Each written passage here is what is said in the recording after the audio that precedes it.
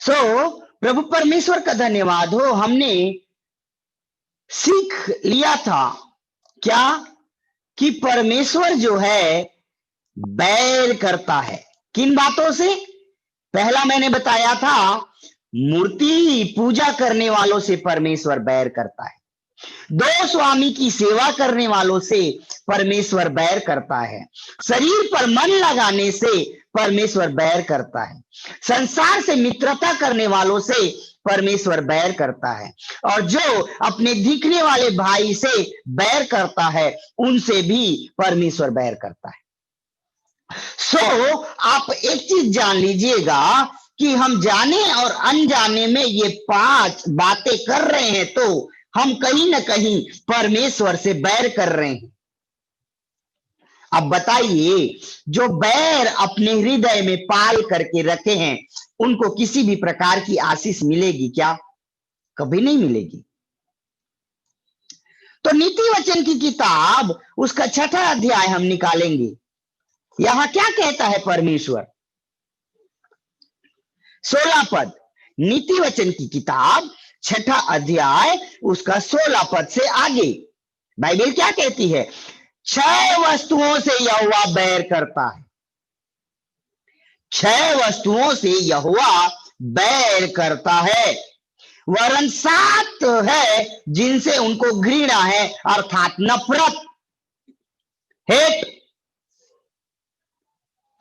क्या है? कौन कौन सी है वो बातें? ध्यान दीजिएगा। पहला, घमंड से चढ़ी हुई आंखें। दूसरा, झूठ बोलने वाला जीभ। तीसरा, निर्दोष का लहू बहाने वाला हाथ। चौथा, कल अनर्थ कल्पना गढ़ने वाला मन। पांचवा, बुराई करने को वेग से दौड़ने वाला पांव। छठवा, झूठ बोलने वाला गवाह। इनसे प्रभु को बैर है। और 7वां, भाइयों के बीच में झगड़ा उत्पन्न कराने वाला मनुष्य। तो 5 चीजें हम स्वयं के अंदर है और 2 चीजें बाहर है।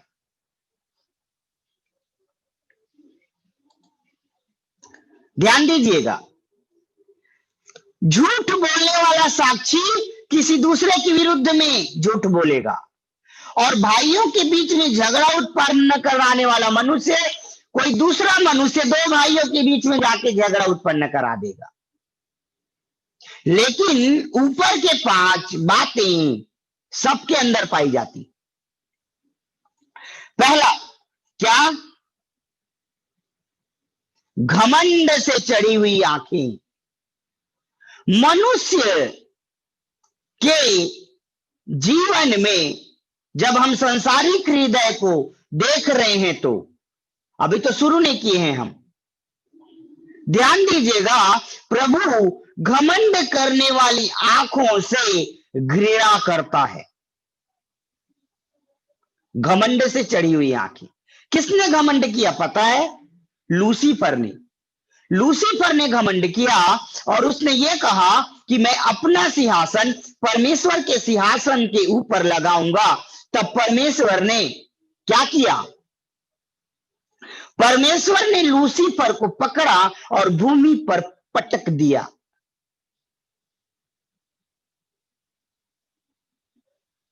नाश होने से पहले घमंड आता है और महिमा पाने से पहले नम्रता आती है।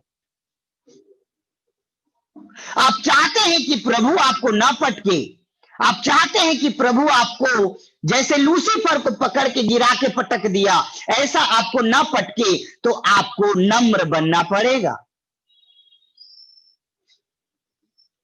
और जैसे जैसे दिन निकट आते जा रहा है प्रभु के आगमन का, वैसे वैसे मनुष्य कठोर होते जा रहा है, मनुष्य घमंडी स्वभाव का होते जा रहा है। और घमंडियों से परमेश्वर प्रेम नहीं करता, परंतु उसका सामना करता है। वह दीनों पर अनुग्रह करता है और घमंडियों का सामना करता है। तो हमने तो ऐसे ही बलवा कर लिया परमेश्वर से, घमंड करके। मेरे प्रियो, मैं आज इस आराधना में आपके साथ नम्र विनती करता हूं कि प्रभु से आप सामना ना करें।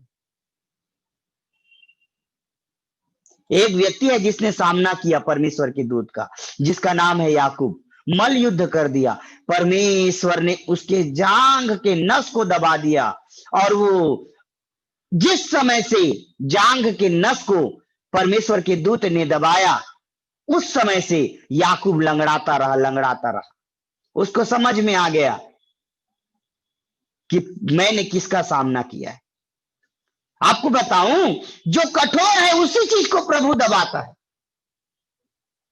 यदि आपका हृदय घमंड से कठोर हो गया है, यदि आपकी आंखें घमंड से चढ़ गई है, तो प्रभु उसी को दबा देगा, क्योंकि वो सामना करता है अभिमानियों का, घमंडियों का, लेकिन दिनों पर अनुग्रह करता है, नम्र व्यक्ति पर आशीष बरसाता है। हालेलुया। मेरा प्रभु आपको नम्र बनाए, अपनी आत्मा का दान दे कि दिन प्रतिदिन आप नम्र बनते जाएं।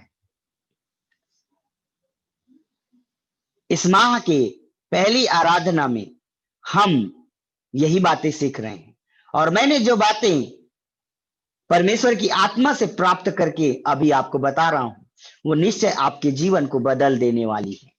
यदि आप इन वचनों को अपने जीवन में स्वीकार करते हैं तो प्रभु जरूर आपके जीवन में कार्य करेगा। दूसरा चीज देखेंगे, झूठ बोलने वाला जीव, झूठ बोलने वाला जीव से परमेश्वर बैर करता है। तो किसने झूठ बोला पता है आपको? हनन्याह और सपीरा ने नए नियम में झूठ बोला, और पुराने नियम में गेहजी ने झूठ बोला। गेहजी ने झूठ बोला तो उसके सारे शरीर पर वंश के लिए, पूरे पीढ़ी के लिए कोड़ आ गया, क्योंकि उसने भविष्यवक्ता से झूठ बोला था। मैं आपको बताना चाहता हूं, यदि किसी को स्किन डिजीज है, क्षमा कीजिए, यदि आप में से किसी को है तो, खुजली, फोड़ा, फुंसी, दाग, खाज, कुष्ठ, ऐसा यदि रोग है तो वो झूठ बोलने का श्राप है। मेरा प्रभु आज के इस समय पर बताना चाहता है, यदि किसी भाई और बहनों को दाग, खाज, खुजली, फोड़ा, फुंसी है तो वो मिस्र का श्राप है, मिस्र का श्राप। आइए निकालिए व्यवस्था विवरण की किताब,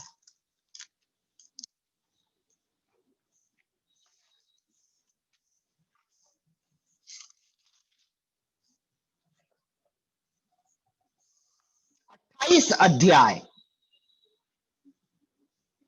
27 पद।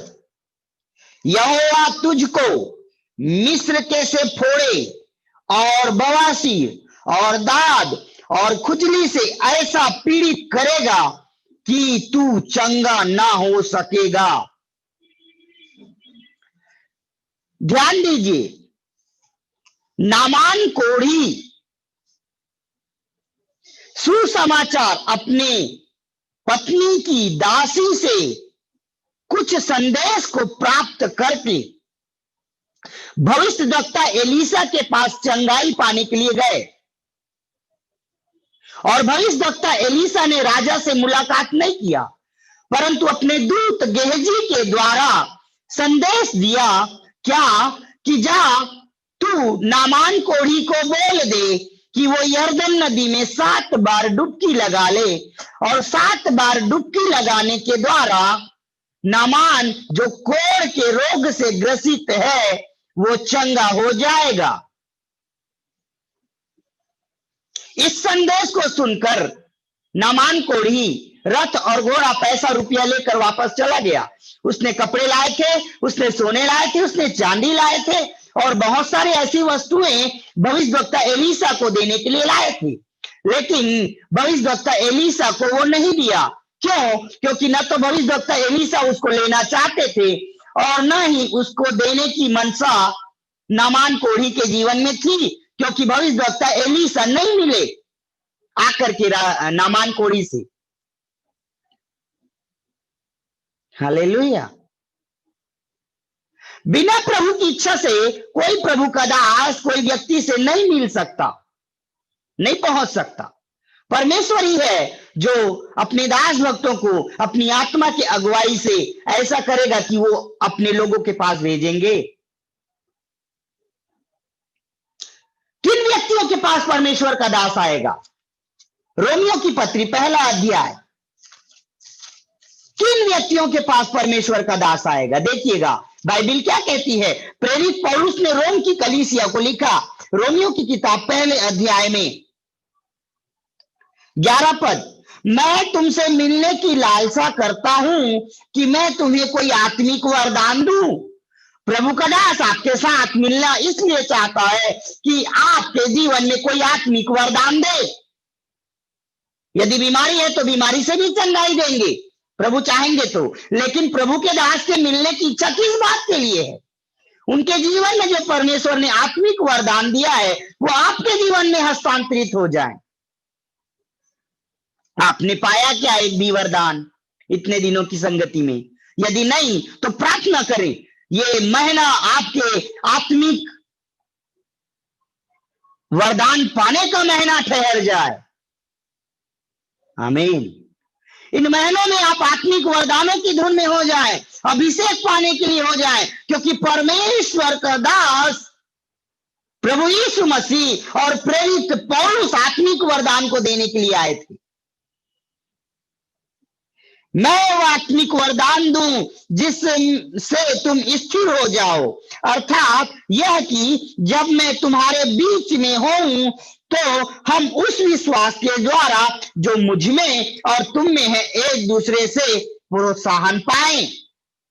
13 पद, हे भाइयों, मैं नहीं चाहता कि तुम इससे अनजान रहो कि मैंने बार बार तुम्हारे पास आना चाहा कि जैसा मुझे दूसरी अन्य जातियों में फल मिला वैसा ही तुम में भी मिले। तो प्रभु का दास एक विश्वासी से, एक अन्य जाति से अपने भाई और बहनों में, मसीह में भाई और बहनों में कब मिलना चाहेगा? कोई फल मिलेगा तो, आत्मिक फल।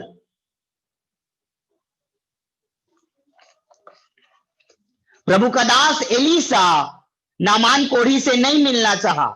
उसने बोल दिया जा, मैं उस राजा के बीच में नहीं मिलना चाहता। प्रभु नहीं चाहता कि मैं उससे मिलूं। क्यों? क्योंकि वो आत्मिक फल के लिए नहीं आया है, वो तो चंगाई के लिए आया है, और चंगाई पाने वालों से लिए मैं नहीं मिलूंगा। आज कितने लोग सिर्फ चंगाई के लिए संगति में जोड़ते हैं। यदि मेरा प्रभु चंगा करना बंद कर देना, अपने परिचय को देना बंद कर दे, तो आप में से एक भी यहां नहीं दिखेंगे। गेहजी को संदेश मिला, जाओ जाके बोल दो। गेहजी ने आके नामान कोढ़ी को कहा, प्रभु के दास ने ऐसा संदेश दिया है कि आपको यरदन नदी में 7 बार डूबना है, और 7 बार डूबेंगे तो आपका रोग चंगा हो जाएगा। राजाओं की किताब में मिलेगा। ये समय के अभाव के कारण हम नहीं निकलवा रहे हैं। हालेलुया। तब नामान कोढ़ी अपने लाए हुए कपड़े, रथ, घोड़े, सोने चांदी को वापस जो रथ पे ही रखे थे लेकर के चला गया। दान चंदे के लिए सेवा नहीं होती, सेवा तो आत्मा बचाने के लिए होती है। हालेलुया। प्रभु का धन्यवाद हो। हाँ, हालांकि सेवकाई के लिए ये सब बातें भी जरूरी हैं। आपके आशीष के लिए आपको ऑफरिंग, भेंट, दशवांश भी देना है, तब तो सेवा अच्छे से हो पाएगी। हालेलुया। प्रभु का धन्यवाद हो। अब देखिए आगे बाइबिल क्या कहती है। नामान कोढ़ी चला गया, यरदन नदी के पास पहुंचने से पहले वो अपने घोड़े चलाने वाले सारथी से ऐसा कहता है, क्या हमारे देश में ये यरदन से अच्छी नदियां और तालाब नहीं थी जो एलीशा ने मुझे इसमें डूबने को बोल दिया? चलो मैं नहीं डूबूंगा इसमें, ऐसा बोलता है। तब घोड़ा चलाने वाला सारथी नामान कोढ़ी का सेवक ऐसा कहता है, हे स्वामी, क्या भविष्यद्वक्ता तुझसे कोई बड़ी आज्ञा देता तो क्या आप इसे नहीं करते? करता। तो जब वो छोटी आज्ञा दिया है तो क्यों नहीं मान लेते उसे? जाओ ना, डूब जाओ। मैं आपको बताता हूं, चंगाई आज्ञा पालन करने में है। चंगाई किसमें है? आज्ञा पालन करने में। यदि आप में से कोई बीमार हैं तो आज लिख लीजिएगा अपने मन मस्तिष्क दिमाग में, आप चंगा होना चाहते हैं तो बाइबिल उठाइए और वहां उत्पत्ति से लेकर प्रकाशित वाक्य को पढ़ना प्रारंभ कीजिए। कब प्रभु चंगा कर देगा आपको पता नहीं चलेगा। हालेलुया। क्योंकि आज्ञा उल्लंघन के द्वारा बीमारी आती है, क्योंकि आज्ञा उल्लंघन के द्वारा पाप और पाप से मृत्यु, मृत्यु और पाप के बीच में बीमारी का हस्तक्षेप है। मृत्यु और पाप के बीच में बीमारी है।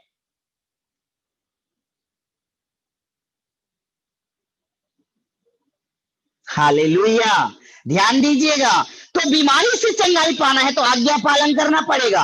अब ध्यान दीजिए, भविष्यद्वक्ता एलीशा के द्वारा जो परमेश्वर ने बात किया गेहजी को माध्यम बना करके, ऐसा ही आज भी प्रभु अपने दास और भक्तों को माध्यम बना करके हमसे बात करते हैं। ध्यान दीजिएगा। ध्यान दीजिए, नामान कोढ़ी गया यरदन नदी के पास और डूबा उतर करके। बहुत कीचड़ है यरदन नदी में, पानी भी अच्छा साफ नहीं है और ऊंचा पदवी होने के कारण कीचड़ में पैर है नामान कोढ़ी का। राजा सेनापति का कपड़ा है, रथ है, घोड़े हैं। वो नहाना नहीं चाहता था लेकिन नहाना पड़ा मजबूरी में, क्योंकि बीमारी है। प्रभु में नहा लीजिए, जल संस्कार करवा लीजिए, बपतिस्मा ले लीजिए। समय नहीं है, देखते ताकते मत रहिए। हालेलुया। प्रभु का धन्यवाद हो। नामान कोढ़ी पहली बार डूबा, बाहर आया, अरे मेरे शरीर में तो कुछ नहीं हुआ। नामान कोढ़ी दूसरी बार डूबा, नामान कोढ़ी दूसरी बार डूबा और उसके बाद बोला, अरे मेरे को तो कुछ नहीं हुआ, अभी भी मेरा शरीर ऐसा ही है। तीसरी बार डूबा, फिर वही सवाल। चौथी बार डूबा, फिर वही सवाल। पांचवी बार डूबा, फिर वही सवाल। नहीं हो रहा है, नहीं हो रहा है, नहीं हो रहा है। मानो तो सही आप आज्ञा को। 6 बार डूबने के बाद 7वीं बार डूबा और 7वीं बार जब डूब के बाहर आया, परमेश्वर के वचन में लिखा है उसका शरीर एक बालक के समान हो गया।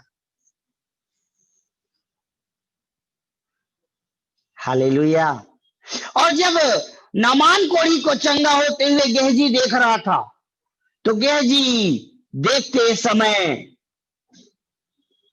अरे प्रभु के दास के मुख से जो परमेश्वर का वचन निकला है ना, उसके द्वारा तो ये गेहजी चंगा हो गया आज्ञा मानने के द्वारा। चलो चलो जाते हैं। तब गेहजी गया और गेहजी बोला, हे स्वामी, मेरे दास ने मेरे प्रभु ने आपको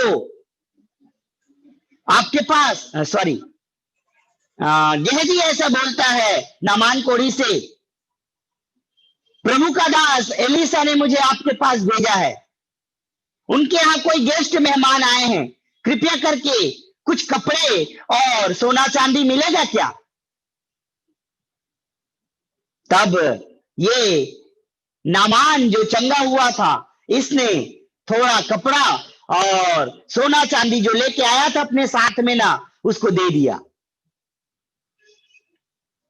इसका मतलब है जब कभी भी आपकी मुलाकात भविष्यद्वक्ता से हो, परमेश्वर से हो, राजाओं से हो, तो आपको कुछ ना कुछ भेंट लेके जाना है, उसको वापस लेके नहीं जाना है। लेकिन लालची गेहजी मांगने चला आया और मांग करके बोरी में पकड़कर पीठ पर लाद कर ले जा रहा था। आपको समझने के लिए हम ऐसा बता रहे हैं। पता नहीं उस समय में बोरी की फैक्ट्री थी या नहीं थी, नहीं मालूम। हालेलुया। कुछ कपड़े सोने चांदी को पीठ पर लाद के गेहजी ले जा रहा है और चला गया।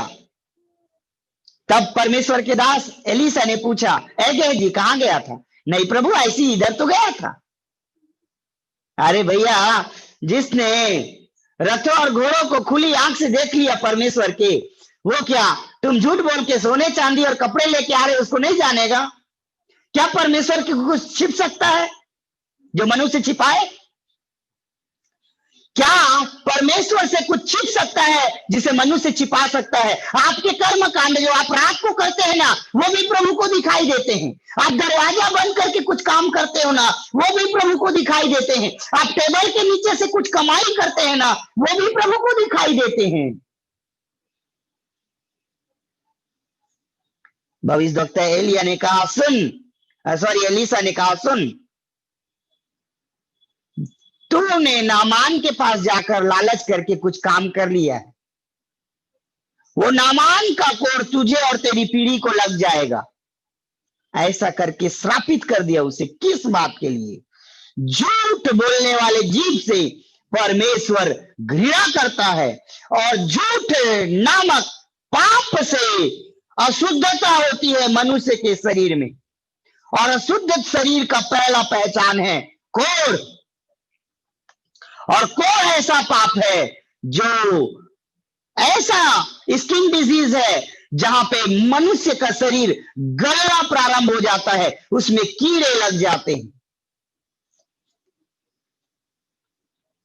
मनुष्य के शरीर में कीड़ा लगता है और नरक में कीड़ा है। तो हम नरक में जाने से पहले ही नरक का आनंद ले ले रहे झूठ बोलकर। आज से 15 साल पहले कितने कोढ़ की बीमारियां भारत देश में थी, कुष्ठ की बीमारियां। जैसे जैसे प्रभु का वचन फैलता गया, श्राप दूर होते गए, ये कोढ़ का रोग भी गायब हो गया है। लेकिन आज से आत्मिक कोढ़ आपके जीवन में है। शारीरिक कोढ़ को तो वैक्सीन, टीका, इलाज करा करके भारत सरकार ने दूर कर दिया, हमारे परमेश्वर ने दूर कर दिया, इस विश्व ने दूर कर दिया। लेकिन क्या मसीही में आज भी आत्मिक कोढ़ है? क्या आप झूठ बोलते हैं? झूठ का परिणाम क्या है देखिएगा। समाप्त करेंगे फिर थोड़ी देर में। 27 पद, व्यवस्था विवरण 28 अध्याय का 27 पद, यहोवा तुझको मिस्र के से फोड़े, मिस्र का फोड़ा देगा, बवासीर देगा, पाइल्स, फिस्टुला, फिशर। आज कितने रोग हैं पाइल्स के? किसको किसको पाइल्स का रोग है? हाँ, खाना खाते हैं नहीं, पाइल्स का रोग आ जाता है। क्यों हो रहा है? झूठ का परिणाम है ये। मिस्र का रोग है जो लालच के कारण, लोभ के कारण, घमंड के कारण आई है। दाद, खुजली, ये ऐसा रोग है जिससे चंगाई पाना मुश्किल है। तो 6 बातों से परमेश्वर बैर करता है, और 7वां है जिससे परमेश्वर को घृणा है। 7 बातों से। क्या आपके जीवन में कोई ऐसी बात तो नहीं जिससे परमेश्वर को घृणा है? मेरा परमेश्वर आपके मन की आंखों को खोले। और आज जब हम संसारिक हृदय के विषय को सीख रहे थे, तो इन विषयों पर सुनने और इस संगति में जुड़ने के द्वारा परमेश्वर आपको आशीषित करे। दुआ करेंगे। आइए अपनी आंखों को बंद करें। हे स्वर्ग और पृथ्वी के सृजनहार परमेश्वर, आज हमने परमेश्वर जो वचन सुनने के लिए प्रारंभ किया था, आप चाहते हैं प्रभु कि हम अपने हाथ से, अपने दिल से और अपने दिमाग से पूरा पूरा प्रेम आपको करने पाए। हे प्रभु, इसी कारण से प्रभु आज आप हमारे दिल पर पूरा अधिकार प्राप्त करना चाहते हैं प्रभु। और जो भाई बहन आपको 100% प्रेम नहीं करते हैं, दो स्वामी की सेवा करते हैं, मूर्ति पूजा करते हैं, संसार से मित्रता करते हैं, अपने भाई से प्रेम करते हैं, जिनकी आंखें घमंड से चढ़ी हुई हैं और जिनका मुंह झूठ बोल रहा है, ऐसों से आप बैर करते हैं प्रभु। लेकिन मसीह का प्रेम आज हमारे जीवन में है, उसका लहू हमें सब पापों से शुद्ध करता है। आज हम अपने प्रिय भाई बहनों के साथ मिलकर आप मसीह से क्षमा प्राप्त करना चाहते हैं प्रभु। कलवरी क्रूस के लहू के द्वारा हमें शुद्ध और पवित्र कर दीजिएगा, हम यही प्रार्थना करते हैं। आज के वचन के द्वारा सुनने के कारण आपकी ओर से 100 गुना आशीष मिलने पाए। प्रभु आपको महिमा और महिमा और महिमा देते हैं, आपके नाम को ऊंचा उठाते हैं, आपको आदर मान सम्मान देते हुए धन्यवाद के साथ इस प्रार्थना को उद्धार करता यीशु मसीह के नाम से मांग लेते हैं, आमीन। प्रभु का धन्यवाद हो, सारी महिमा प्रभु को मिले और आप सभी को परमेश्वर आशीष दे, आमीन। धन्यवाद।